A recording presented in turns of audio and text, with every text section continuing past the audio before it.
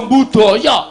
Nene ati kula wis diobak-obak kaya ngene iki sandangan kula seleke, kula wis nganggo sandangan Bagong sak asline ngenten iki. Nek pancen arep bebedho atine Bagong, ayo ora masalah. Ada. Ora sah malang kerik. Ora sah malang kerik. Lha pripun? Wulumu kelek rungkut banget. Kula nggih ngingu tinggi.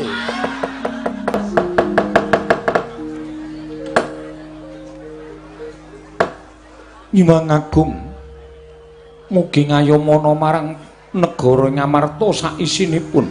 Nun mangke Koko Prabu.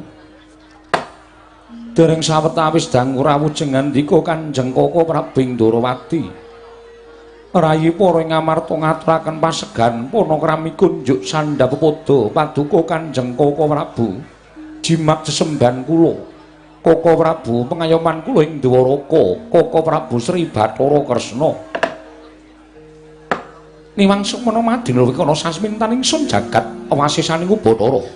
Iya, Yai. Sakalangkung bombong raos ing manahipun ing Naraka Indrawati, dupi kula tampi timbalanipun paduka Yai Prabu Ngamarta. Asung pambagenipun Yai sampun kula tampi karya bombong raos ing manah. Namung kepareng kula ngaturaken kosok wangsulipun anampiya pudyastawanipun ing Naraka ing Dwaraka, Yai Prabu Ngamarta.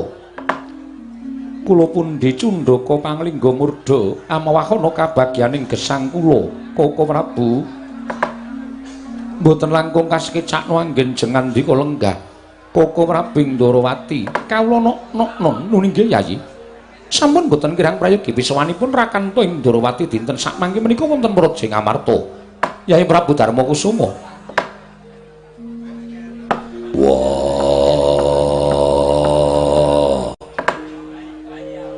Kresna kakangku, aku ngaturake basaku katura. Kresna kakangku, aku ngaturake sembahku katura. Kadangipun Kakang Nyai Werkudara. Yo, Yai. Yen siadi ngaturake sembah kelawan pun Kakang, sing gedhe pangapuramu paripaksa pun Kakang ora bisa nampa sembahing Yai Werkudara. Aja lara atimu, Dimas. sababe apa? Apa pancen aku nandang luput? Apa pancen aku nandang kleru? Ing atase aku lahir batin ngaturake sembah karo Kresna kakangku ora mbok tampa. Werkudara, Nggih. sak jagat iki wis padha priksa siadi kuwi bocah ingkang kaubongol. Mongko dikeparengake ora basa karo sapa wae, ora tata krama marang sapa wae. Lan kabeh wis padha prisa yen to mung siji ingkang sinembah kelawan Nyai Werkudara, ya kuwi Sang Ruci Bathara, ya Sang Dewa Ruci. Lah kok kadingaren temen siadi ngaturake sembah kelawan pun Kakang, mongko sajeking urip siadi kuwi ora tau ngaturake sembah kelawan sapa wae. Ya to yen nganti mengko pun Kakang nampa sembahing siadi, ora ana apa-apa. Lah yen nganti ana apa-apa, apa ora jeneng nilakake karo wong tuwa? Mula yen siadi ngaturake sembah karo pun Kakang ora tak tampa, ya mung pangestuning pun Kakang tampanana. Ora sudi. Lho. Kok ora sudi sebabe apa? Oh ora gelem nambani sembahe Kadang Taruna. Monggo nggonku ngaturake sembah kanthi tulus lahir batin. Malah mbok perceka. Wong tuwa sing ora gelem nambani sembahing bocah nom. Pangestune tak ngeh dayanono apa-apa. Pangestumu ora bakal ndayani apa-apa.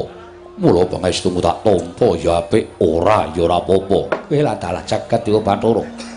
Ngono to Dimas? Yo. Mula yen ora gelem nampa sembahe Werkudara, aku ora sudi nampa pangestuning Kresna kakangku. Jagat paisaning Bathara wayaptura jagat. Yo. Yai. Ora ketang rada tida-tida penggaling pun Kakang sembahing Werkudara ndak tampa. Pangestuning pun Kakang tampanana. Wenehna kono kapan-kapan tak jupuhi. Kosik to. Ing atase pangestu kok kapan-kapan bakal mbok jupuk ki karepe siadi piye? Pangestuku ya ora bosok. Ora bakal mambu. Nggonmu nampa sembahing Werkudara dadak mbok perceka lan atimu tida-tida ora lahir batin. Mula pangestumu tak tampani ya apik, ora ya ora apa-apa. Jagat Dewa Bathara Werkudara.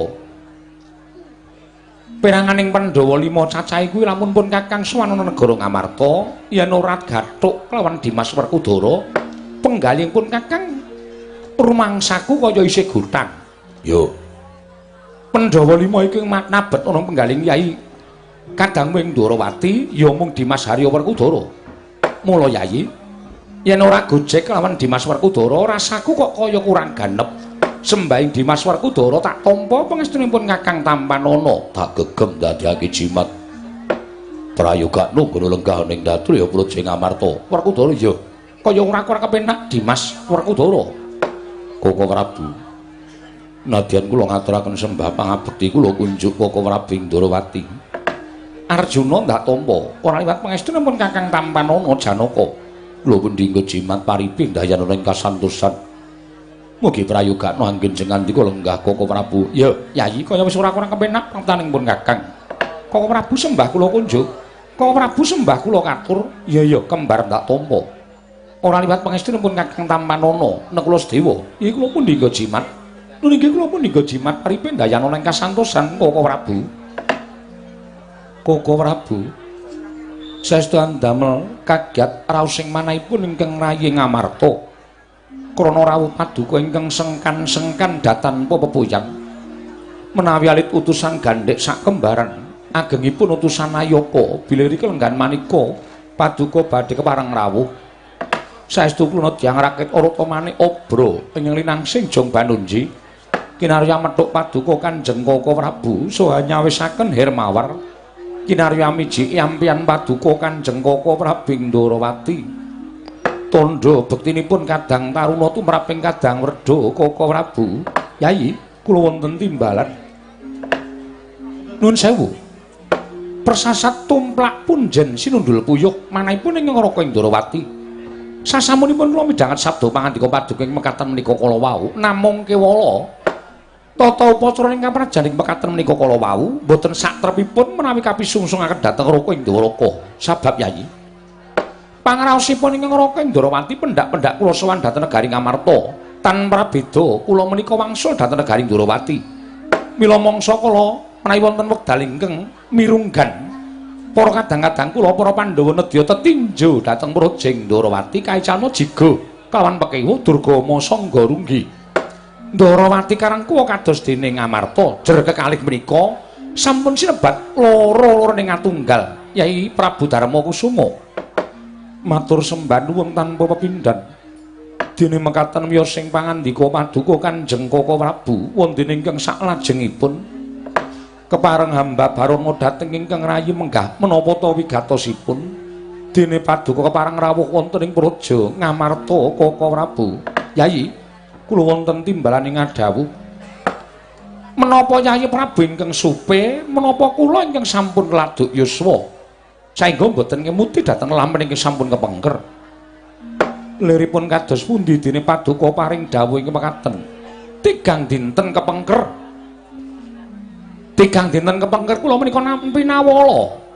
Wondene sareng kula suraos tulising nawala menika kala wau ngandhap piyambak wonten tapastanipun paduka Yayi Prabu bilih ing Raka Ndrawati rikanggan sak mangke tinimbalan sowan wonten kersa paduka Yayi Prabu Darma Kusuma. Menapa Yayi supe?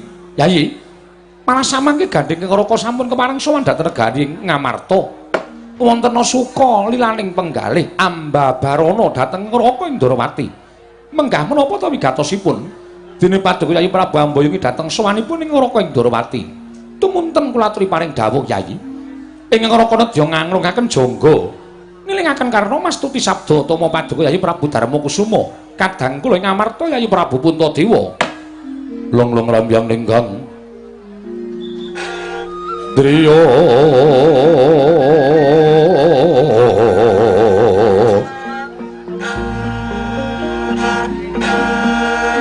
Durwang Candra katawengan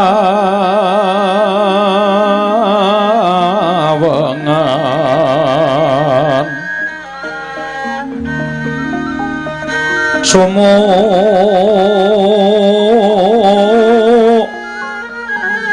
ing dias katuritan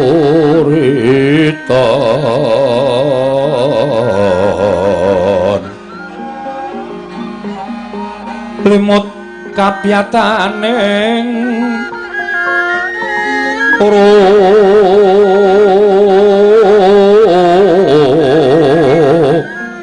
rojit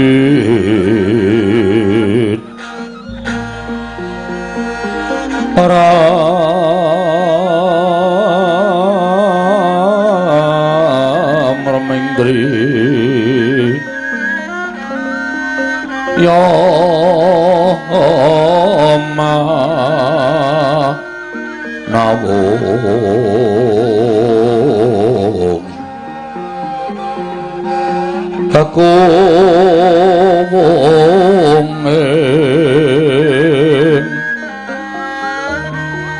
kekuwenging wang wisesa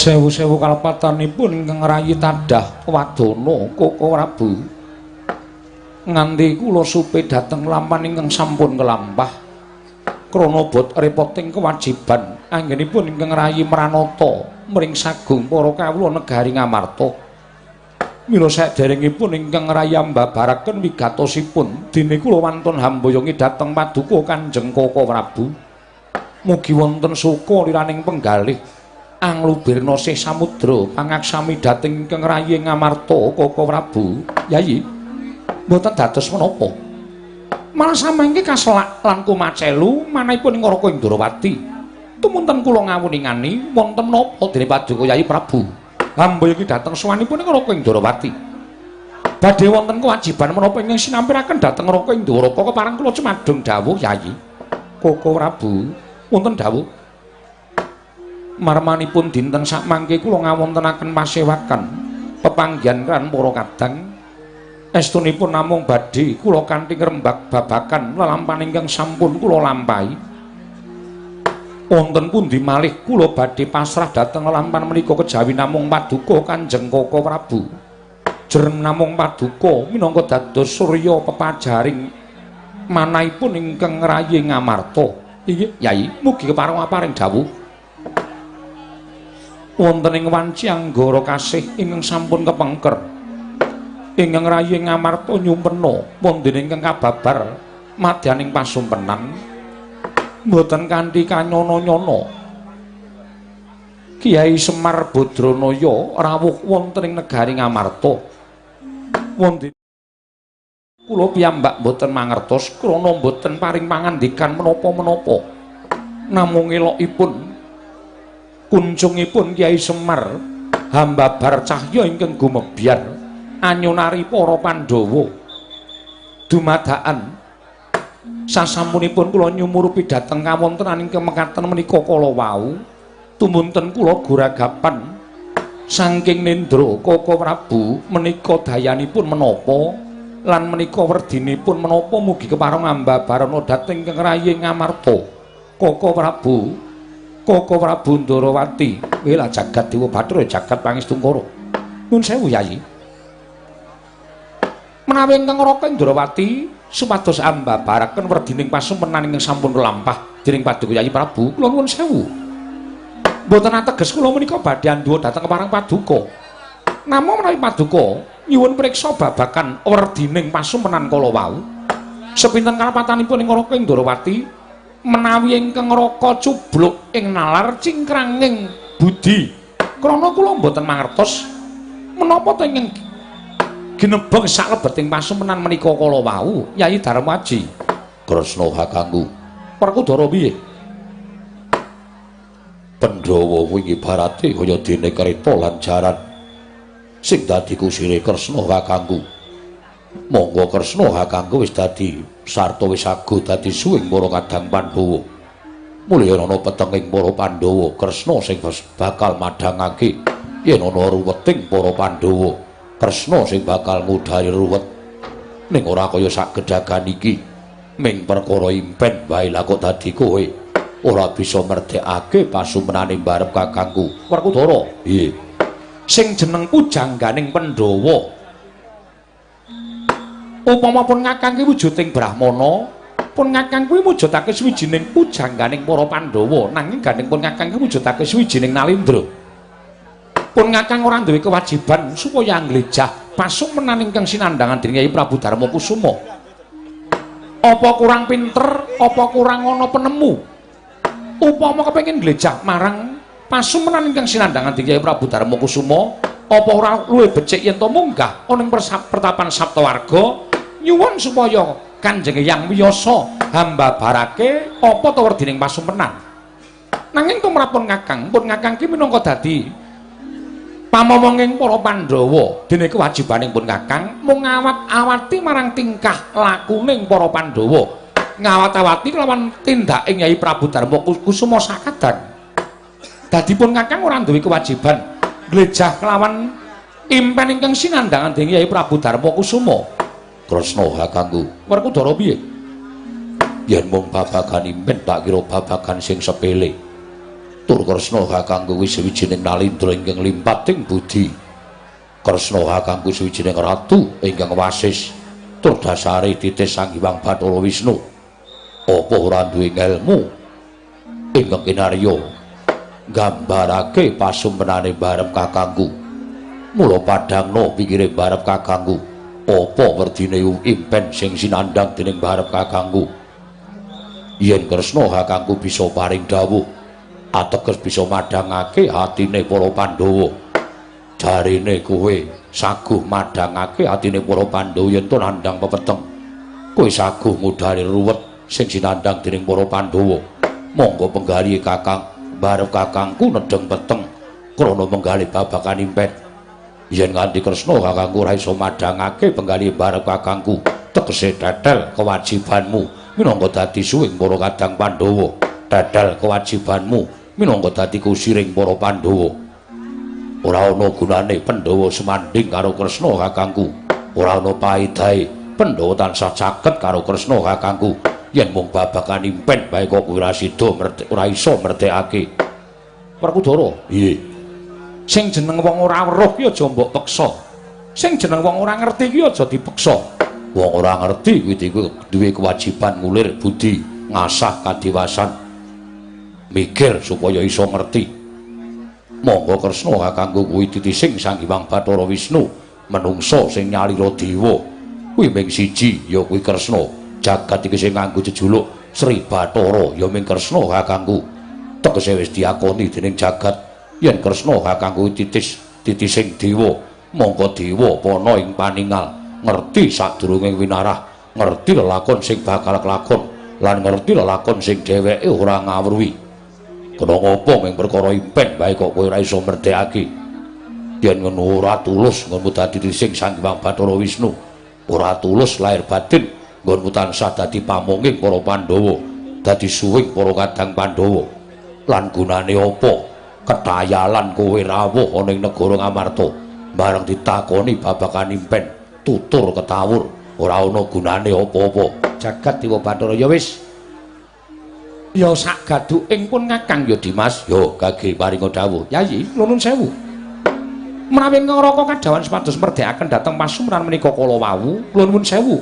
Kelampanipun badhe kados pundi kula mboten mangertos nanging ingkang langkung saged kula aturaken namung babagan anggen paduka sampun nglampahi pasumpenan ingkang wonten gandeng cenengipun kenen Kakang Semar Badranaya. Mbok menawi samangke para Pandhawa badhe wonten lampahan ingkang magepokan kirane Semar Badranaya duka menika awon, duka menika sae, kula mboten saged mesthekaken jernyatanipun kula menika namung titah sewantah ing kedununganipun lali salah apes kelawan mati. Mila babagan awon lan saenipun mangke sumangganipun badhe metang perkawis menika Yayi Darmaji. Sigra yen permana kanca sigra ngrake nawang sesangka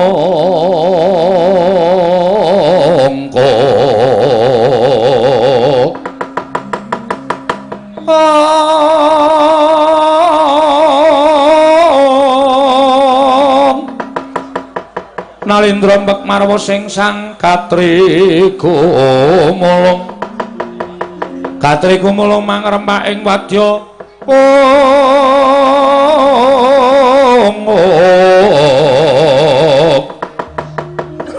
Kurda Guru reka giri-giri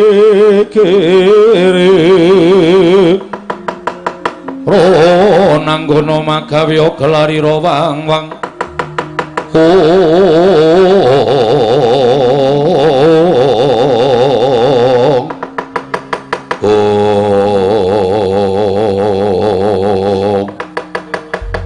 Tidha madyaning Pasewakan Agung nalika semanten sami midhangetaken pangandhanipun nata ing Ndarawati Dewa Satringja Dipati Raden Harya Werkudara ndadosaken tintrim madyaning Pasewakan Agung negari Ngamarta nadyan nata ing Ngamarta Prabu Darma Kusuma datan mobah datan musik nganti kaya Pratima Kencana Pratima tegese golek Kencana Masumara cayane nganti kaya golek Kencana nglenggahi kanyun pinangka wardu Kanyut ujane weganten wardu jara mangecong nang durung abang idu durung dasaring pertala kasaru geger njaba apa to kang dadi darunane ora ana mancang saka rangke Gajah Mendaca Wandilan kejawi namung sowanipun utusan ingkang kadempel nengge putra Pragiling Kelurahan Semar Badrana ingkang wantun minggah datraya mancat pancane tiakarya geger kang samya mulinga Mangrung baing para kawula iki kanca pihak-pihak ana daya minggir jaluk dalan ana daya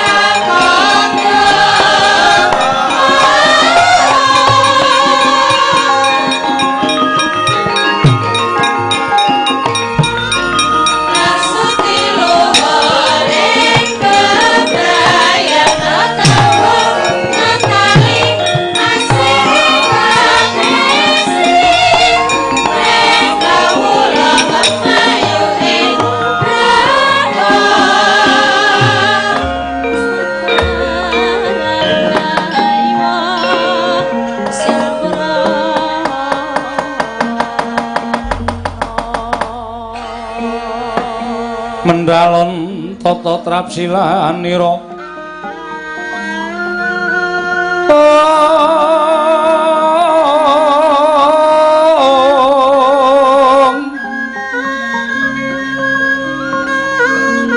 ngajamaken astanira kalih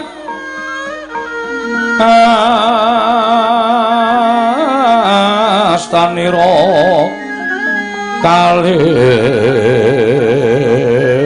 pisan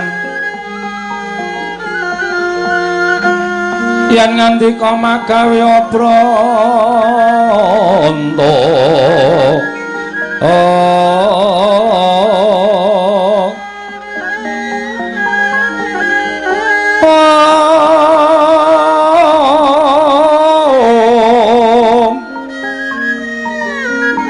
yen ngandika magawe obranta Koko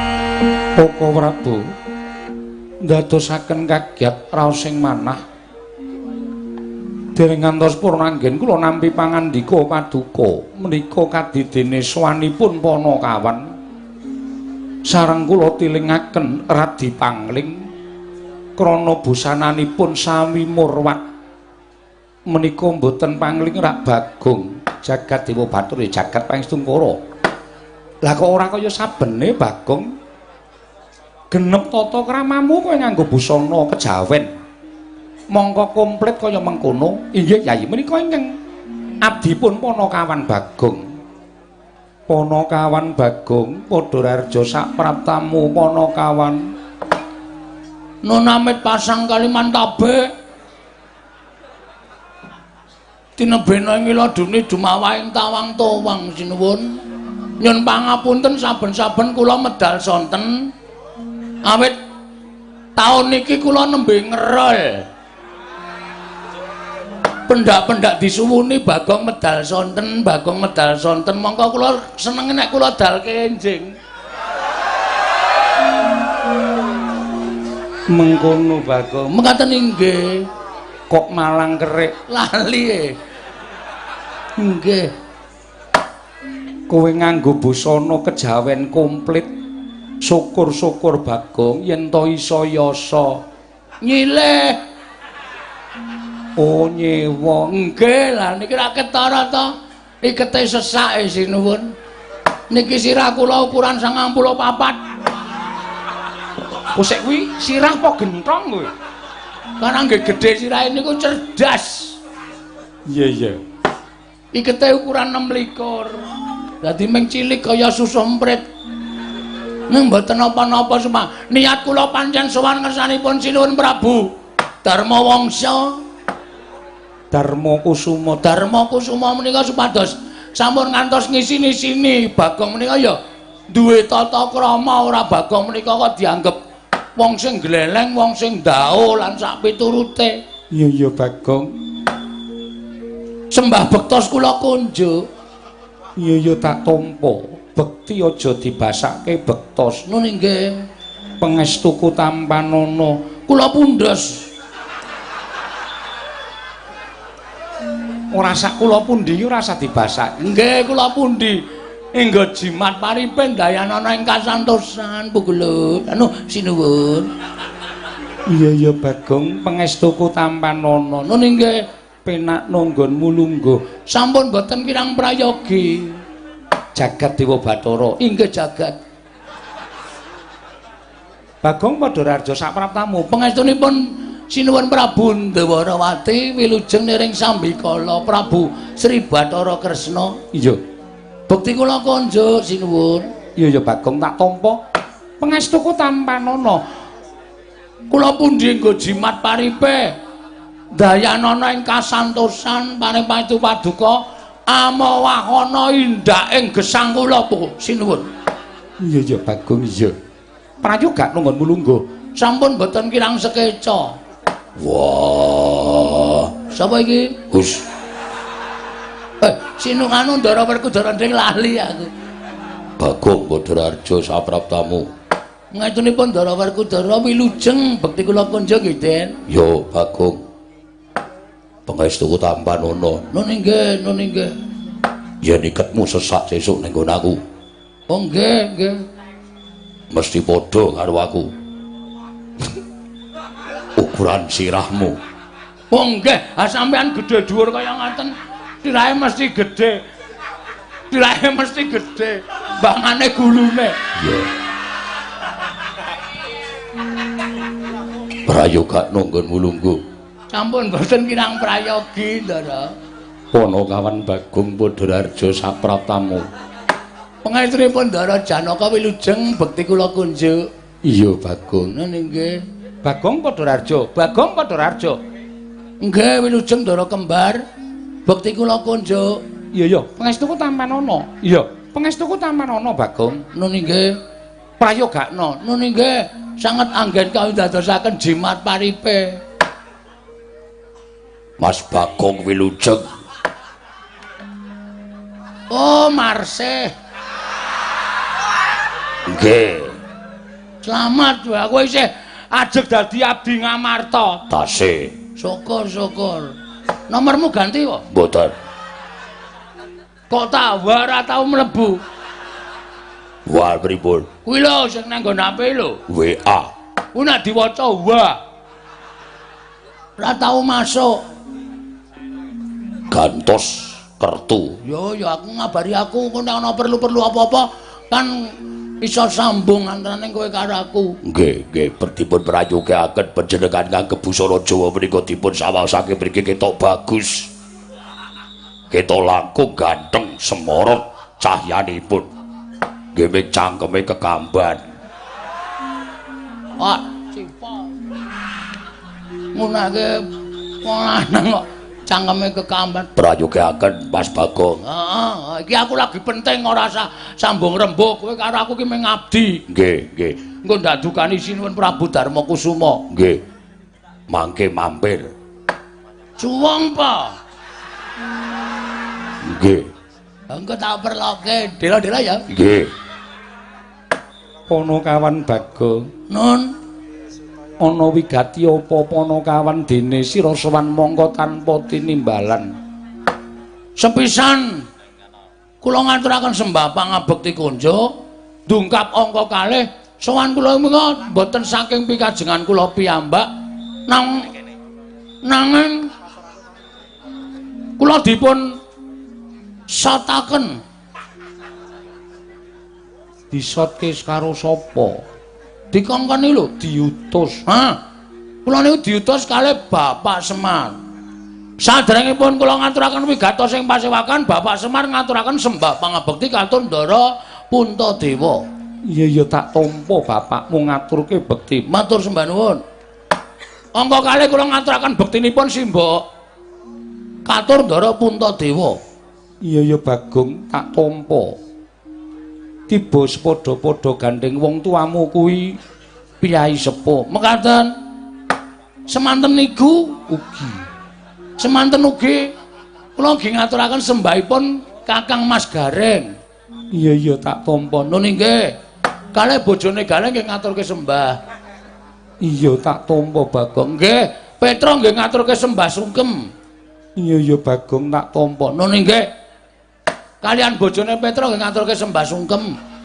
Iya Bagong. Kalih bojo kula nggih ngaturke sembah sungkem, kalih RT nggen kula niku nggih ngaturke sembah sungkem klebet Pak Duko. Iya Bagong tak tampa. Kamtipnas Pak Kardiyo. Ora iki kok sapa-sapa tok aturke iki. Wes sing jeneng wong dititipi niku nek ora diaturke dosa. Kudu diaturke komplit. Lah iki engko entek-entekke wektu nek tok aturke kabeh wis pokoke ditampa ngono wae. Oh nggih. Lah iki mekaten sinuwun. Mugi ndadosna ing kawuningan. Iya Bagong eneng apa? Kula niku mboten kanthi kanyana-nyana ditimbali arek bapak. Monggo sing adat saben ditimbali niku siji Gareng, loro Petruk. Niki Petruk kalih Gareng mboten kanggo niki sing ditimbali bapak. blas ora ana Petruk, ora ana Gareng, kula ditimbali bapak. Terus kula sowan ngersaning bapak. Bagong. Dalem, Pak. Nuwun sewu kula nirokke ngendikane bapak nggih. Iya Bagong. Nggih. Mengke ndak dikira kula niku nyatut omongane bapak mengke ndak dosa. Iya Bagong. Sak banjure piye? Ana apa, Pak? Ora ana apa-apa. Kula niki ngenirokke omongane bapak. Oh, lara ngerti kok yo. Wah, wis parah iki. Ngaten. Ana apa, Pak? Ngoten. Ampun semaur. Ora. Ngaten niku. Blegegek gek sadulita. Mel. Bagong. Kowe anakku sing ora tau tak kongkon, dina iki tak kongkon. Dikongkon teng pundi, Pak? Kula matur ngoten Bapak paring pangandikan. Sowana pepundhenmu Pandhawa. Oh nggih. Merga dina iki aku duwe niat, aku duwe kekarepan ya kuwi pengen mbangun Pura Kencana. Bangun Pura Kencana. Nggih. Tegese bapakmu bakal gawe wewangunan sing endah. Ah, ampun salah tampa.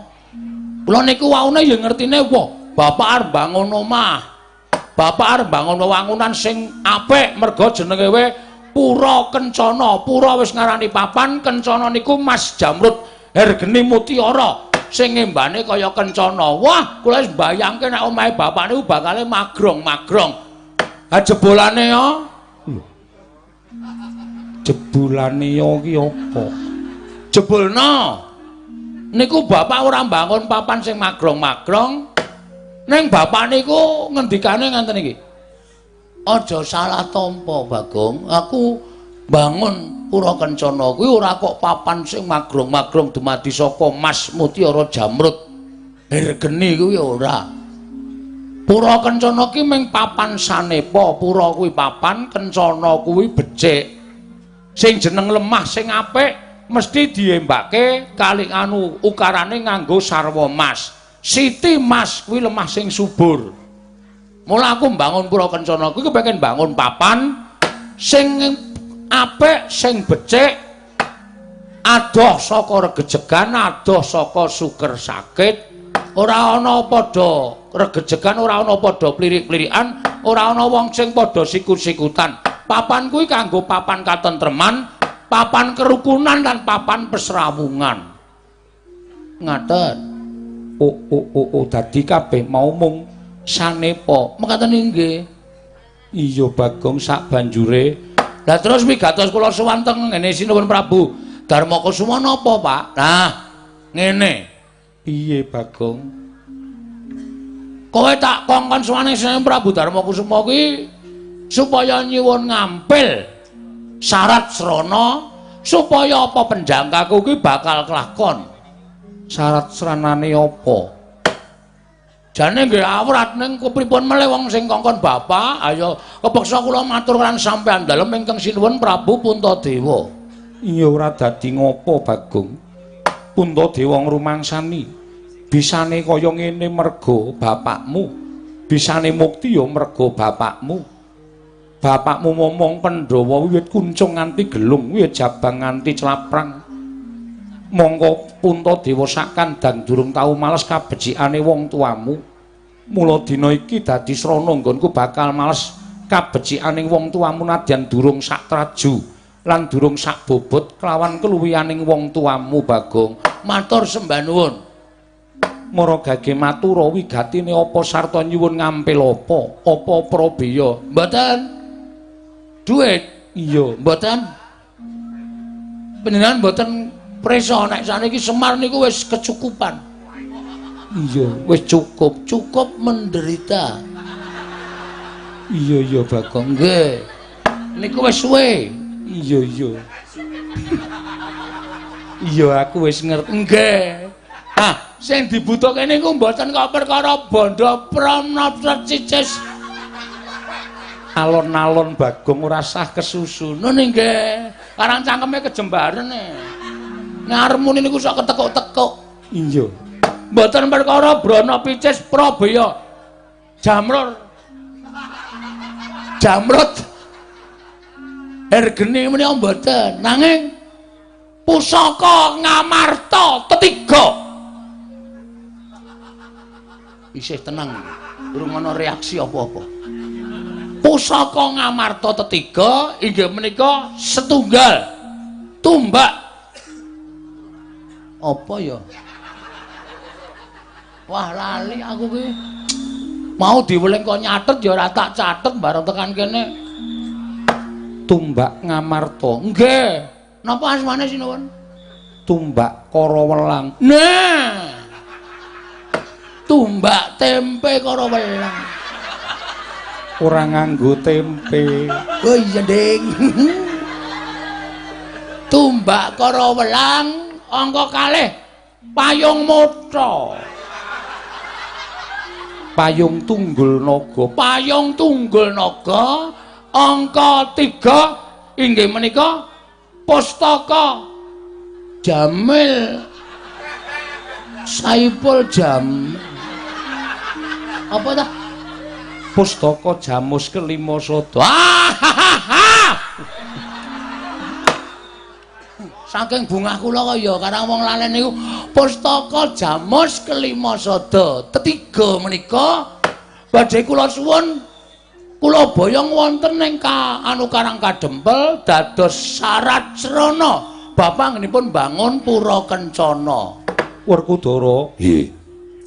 piye Dimas gandeng pusaka kuwi darbe ing Pandhawa 5. Pun Kakang ora bisa nengahi mung Siadi. Apa dene kadangku 5 cacahe ingkang ndak suwun penemuning Siadi. Wenehna. Semar kuwi gedhe. Gedhe labuhe itu meraping Pandhawa. Lelabuhane Semar yen diteraju karo bobote pusaka 3 mau durung ana apa-apane.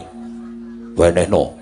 Tinimbangane ora mbok wenehke nek Bagong nganti bali ning Karang Kadempel, mengko Semar duka karo Pandhawa. Kudu iso mbok gagas mbarep kakangku yen nganti Pandhawa kelangan Semar. Wah, kaya ngopo lakune Pandhawa? Betul. Leres niku. Nek dipikir Semar niku sikil dinggo sirah-sirah dinggo sikil. Momong Pandhawa niku wis cilik-cilik sampean isih do cilik-cilik kula ngetutke. Nganti sepriki niki sampean wis dadi ratu sampeyan do mukti ngawibawa Nyakrawati mbau denda. Niku kula ya ora tau njaluk undaan bayar. Ora tau protes, ora tau pripun-pripun. Bapak ya nrimo, wis sampeyan cilik nganti saniki wis dewasa, wis sepuh. Omahe bapak kaya ngono nika blas ra ana sing dandani ya ora tau protes. Niku lho nrimane bapak. Ya Bagong menengo dhisik. Oh nggih. Arjuna piye? Kula nderek kersanipun Kakang Mas Jodipati. Mbok menawi penggenipun Kakang Mas Jodipati menika leres. Nah. Niku ya cocok. Bagong Dalem menengo dhisik. wah cangkemmu iki kaya omong wae to ya. Nek kula Sedewa, kula ndereke mawon Prabu, kula ndereke mawon. Leres kendhanipun Kakang Mas Werkudara. Menawi ngantos Kaka Prabu menika awel maringaken pusaka tetiga menika kala wau, ajrih kula menawi kagel-kagelan manahipun Kyai Semar tumunten nilar dhateng para Pandhawa. Lajeng kados pundi polahipun para Pandhawa? Bagong, wektu dina iki apa ingkang dadi aturing kadang-kadangku kabeh wis sarujuk. Mula yen to kowe mbutuhake pusaka Ngamarta 3, tumbak Karawelang payung Tunggul Naga, pustaka Jamus Myang Jimat Kelima Sada, mara boyongan marang Karang Kadempel. Jeneng ingsun ora bakal awel sarta ora bakal anggrundel. Panakawan Bagong. Yayi, kula wonten dawuh. Kula nuwun sewu. Sampun ngantos kesesa dhateng menapa sampun dipun ngendikaken dening para kadang-kadang kula sedayanipun, namung perkawis menika sampun ngantos dipun petang gampil. Liripun kados pundi paduka paring dawuh mekaten. Yayi, nuwun sewu lho. Sepisan Semar menika namung derajatipun Panakawan. Semar menika namung nuwun sewu. Kasaranipun namung batur. Ingkang sepisan radyaneh petangan kula. Lah kok ing ngatasé Semar menika namung Panakawan kok duwe niat bakal mbangun Pura Kencana. Menika engko sepisan. Kula mboten badhe angias, kula mboten badhe ngembe. Tuwin kula mboten badhe angilani dhateng kawontenanipun Kyai Semar. Namung sedaya ingkang badhe katindakan menika kapetanga kanthi nalar ingkang ganep sampun ngantos buntung ing tembe wingkingipun. Inggih to menawi Semar menika lair Batos nyuwun ngampil pusaka ketiga. Menika lair Batos kinarya syarat sarana mbangun pura kencana nanging nuwun sewu. Pemanggihipun tiyang gesang wonten ing alam Padang menika wah gingsir. Inggih menawi Semar menika kala wau nuwun sewu wonten manah salebetipun penggalipun Kiler Semar yen to wis jeleh dadi wujuding Panakawan tumunten badhe kepengin mindhak pangkatipun, tumunten badhe kepengin mindhak derajatipun sarana nyuwun ngampil pusaka ketiga ing pengangkah supados sesak mangke saged ngembali dhateng pangawaosipun para Pandhawa lan saged mukti ngawibawa Nyakrawati mbau denda tanpa beda kaya dene para Pandhawa. Mila pusaka menika menawi para Pandhawa maringaken kula nuwun sewu, kula ingkang badhe anggondheli Kyai Prabu tasih nganggep ing ngaraka menika pengayomanipun para Pandhawa. Kula nuwun sewu lho, kula ingkang gondheli pusaka ketiga menika Kyai Prabu.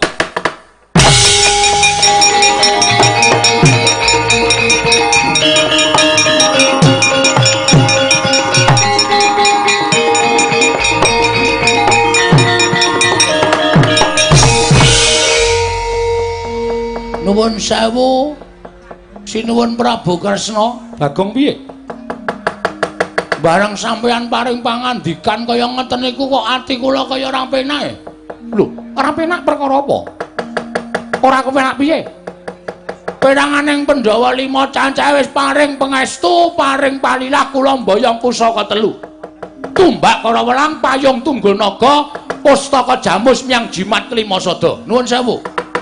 Lah kok dadi sampeyan duwe penemu nek Semar duwe niat sing ala kepengin dadi piyayi sarana kedurungan pusaka 3. Nuwun sewu. Sampeyan le ngitung saka ngendi? Hah? Sampeyan le metung saka ngendi kula tak takon karo sampeyan? Bagong aja ngono, sabar. Sabar apa? Kula nganggo sandangan apik-apik kaya ngene iku niat kula tata krama, niat kula sing apik-apik. Ora kok kepengin nesu ning gandeng sampeyan wis marai emosi. Ya nuwun sewu, ganti kula. Kula arep nganggo sandangan Jawa.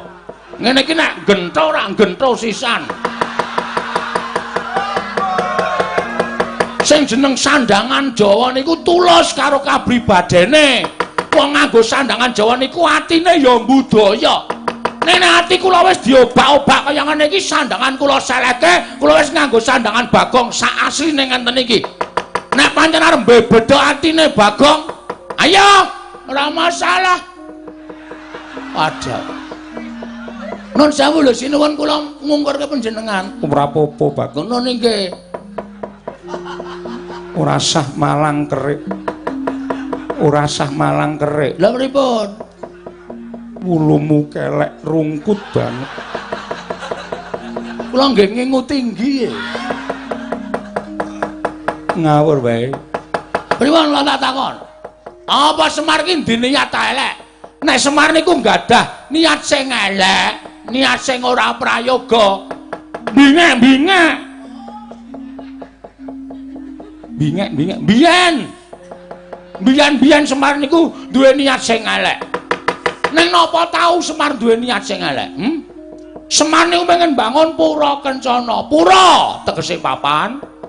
Kencana niku dumadi saka mutiara. Niku wujudan sing apik, sing becik. Bangun papan sing apik, sing becik teng negara Ngamarta mriki, ngoten. Supaya masyarakate ayem-ayem tentrem, rukun, enten apa-apa aja rukun. Ora mung dangdute aja jotosang. Terus yang dintoki apa kula tak takon? Ngoten. Mula tontonan niku ya sing aja nganti ana gugah huru-hara. Ngono. Iki ya ngapa iki ngrusuhi? Wayangan kok lagi nesu templeki walang. Monggo walang kayu tak emplok kowe. Ngono.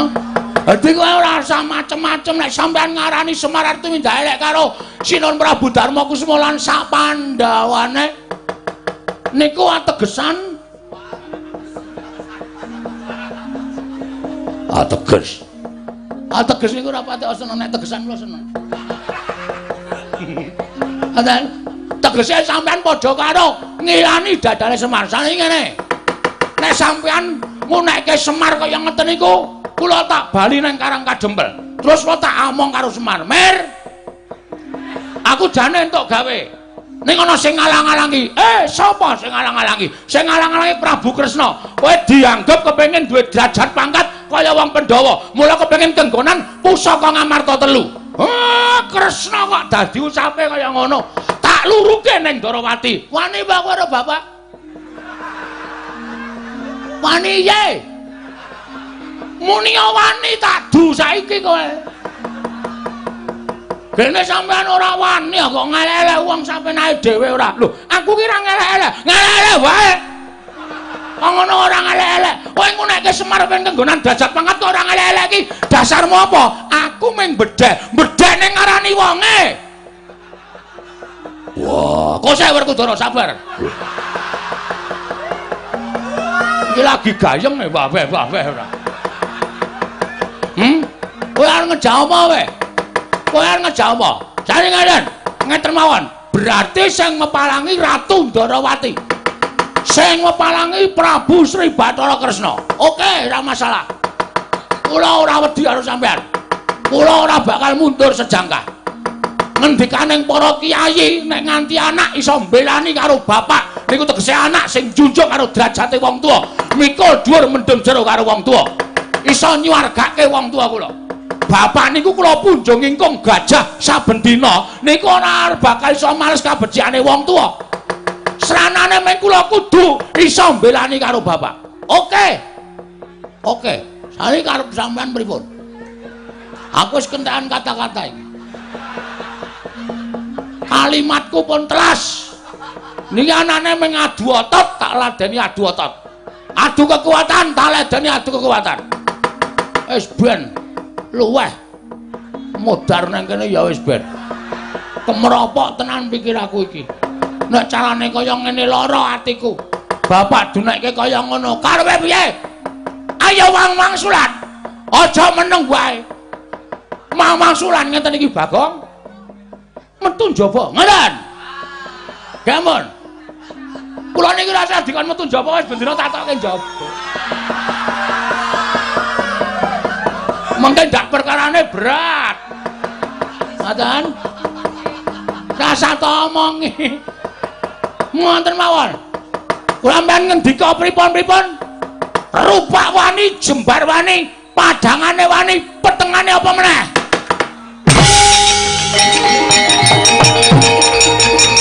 Kudus.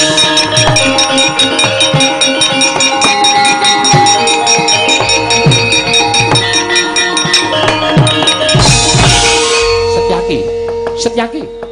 Siraman nganggo tirtaning kesabaran aja ngono Setyaki. Dimas sing sabar. Kanjengipun. Kala Prabu menika sembahan kula.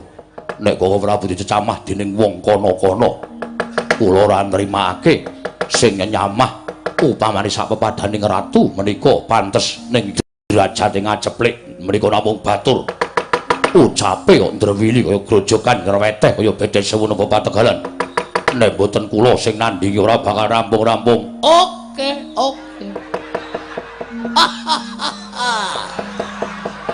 Pancen tak jarak. Sampeyan ora krasa sing tak unek-unek Kresna, sing tak lirik Sencaki. Padake apa? Setyaki sabar. Kanjengipun sinuwun. Lho, aku ora ngopo-ngopo. Kaya ana sing jawel le. Bagong sabar. Sapa ya? Aku ora. Ndara Janaka. Aku ya ora. Kowe sih. Mboten. Kowe senengane jual jawel. Anggere kurang jual jawel. Niatipun pripun? Kula wis ngerti kok sampeyan mesti mbelani Ratu Gusti sampeyan. Bagong kowe mau nantang muni piye? Waduh lali. Mau saiki tahu roti. Nek mau kon baleni wis ora iso. Yen karo nantang Kala Prabu, mungsuhe dudu Kala Prabu. Lho, sapa? Mungsuhe Setyaki. Ayo dijajal Bagong karo Setyaki menang sapa? Kowe iso ngalahke Setyaki. kena adu arep karo Koko Prabu ning kowe ora iso ngalah Setyaki. Aja takut dosa, bali mung kari jeneng. Ngono yo. Iki serius iya iki. Iki tenan iya iki. Iki ora guyon lho. Nek tantangane wis kaya ngono kuwi tantangan sing tenanan. Ora masalah. Ora masalah. Apa dianggap aku wedi karo sampean? Ngendi papane wong ngasut?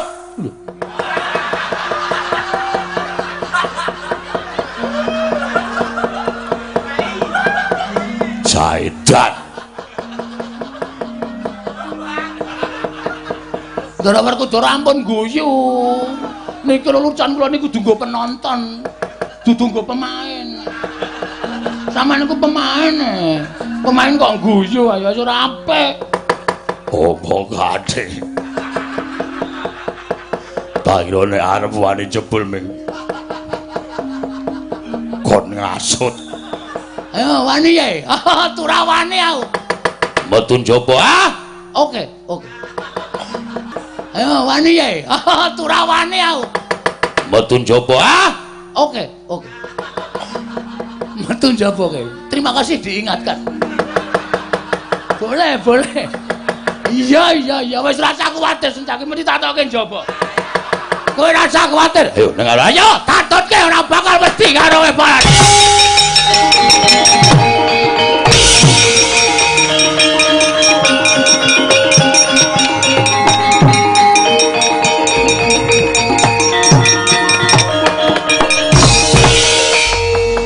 Tintrim madyaning Pasewakan negari Ngamarta. Nalika semanten kaperbawan kamurkaning ki ora Bagong miwah Raden Haryo Setyaki. Dadak sakoleng mangke kaya ana kaeloaning jagat. Mengker ki ora Bagong. Mijil saking pagedhongan pusaka nengge tumbak para welang payung Tungganaga pustaka Jamus Klimasada tut wuntat tindake ki ora Bagong.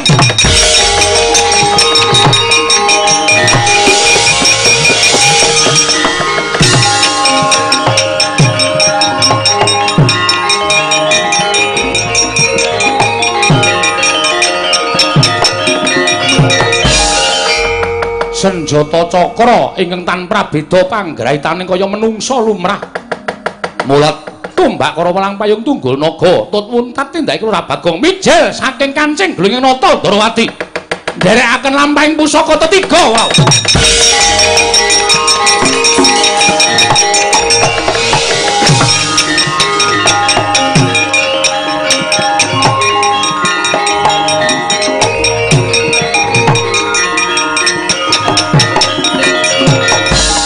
Tresna sinayeng manglung mintonaken dewe kramanira kanggo mitiraning asta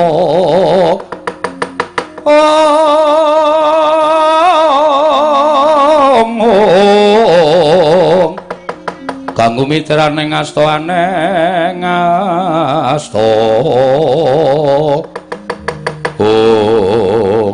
Koko Prabu dumados sing daredah menika inggih krana paduka Kanjeng Koko Prabu. Mila saged mboten saged perkawis menika kedah paduka ingkang anyirep dhateng kamurkanipun Panakawan Bagong. Nokna ngestaken dawuh Arjuna wonten dawuh. Ayo nderek pun Kakang aja nganti iki dadi perkara ingkang gedhe. Monggo Koko Prabu kula dherekaken. Ayo Yayi.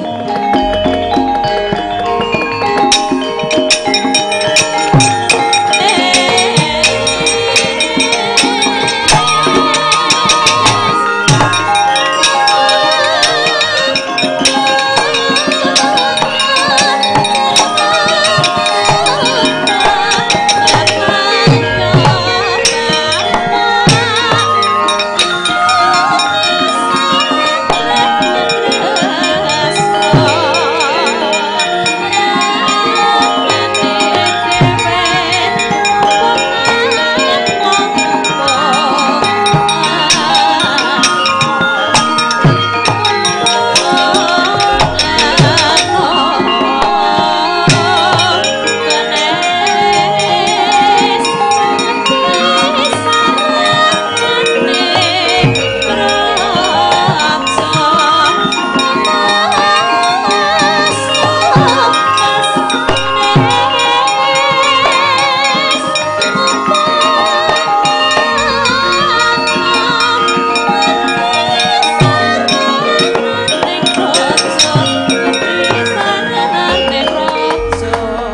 Pandya bala Pandhawa mbiya gumulung mangung siring sata Kurawa gambahung Kesrugati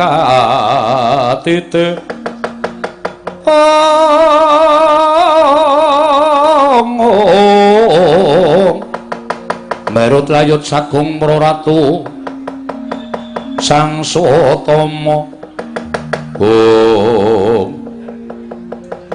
Yayi Ragil ana apa dene banjur mabukuh ana ngarsanipun Kakang nggih Koko Prabu mugi andados ing kawuningan menapa Koko Prabu mboten sumurep kaelokan ingkang dumados wonten negari Ngamarta ana apa Sedewa sajak wigati kaelokan sing endi dene kowe matur ngersaning barep kakangku iya Kamas nun sewu kula piyambak ugi gumun namung emanipun ingkang sumerep lah kok namung kula piyambak ketitik saparipurnanipun lampan menika teka mboten dipun rembak dening Kanjeng Koko Prabu miwah Kakang Mas Jodipati kaelokan apa Dimas sareng mengkeripun Bagong kula sumerep wonten ing antariksa wonten cahya 3 cacahipun mongko menika sareng kula taliti jebul cahyanipun pusaka Ngamarta inggih menika tumbak kala welang payung tunggul naga miwah pustaka jamus nyang jimat 5 sada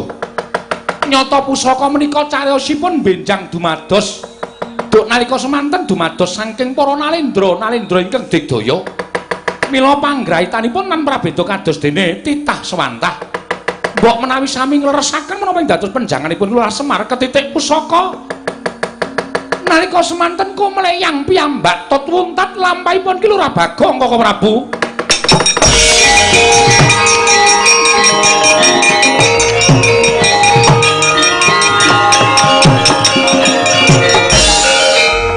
Werkudara nggih nadyan pusaka katelune mau wujuding payung sartane tumbak apa dene Nawala ingkang dlancang putih nanging bener ngendikaning Sedewa ingkang duk nalika pusaka mau pancen kedadian saka nalendra ingkang debya Surasekti mula ora aneh yen to panggraitane tan prabeda kaya titah swantah Sedewa matur yen to pusaka 3 mau banjur ngetutke marang lakuning Bagong wah yen ngono pancen bener niate Semar ora kesasapan tumindak sing ora prayoga banjur becike piye Dimas dina samengko mbarep kakangku ora usah melu perkara Ngamarta terus pun kakang kudu piye tak derake cedhak nyang Karang Kadempel Mastuti apa kang dadi kersaning Lurah Semar Badranaya Rai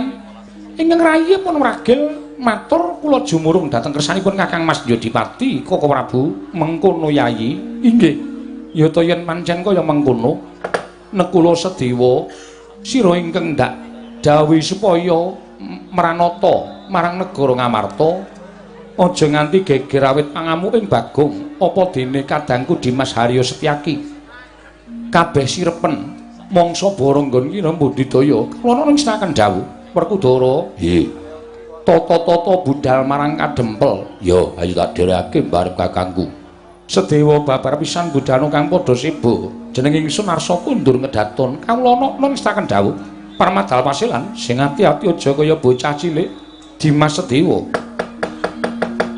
purna gantine maranggilan sanadyan kundur ngedaton jlok saking gambar kencana kinapit gambaran gading kadhiraken sangganing peromban cedhi manggung ketanggung japa paloro ingkang sami ngambil upacaraning keprabon kawis tinggal saking Mandrawa tindaknya Sri Naranata katinon saking Mandrawa kaya tansah ngerang penggali sang nata wau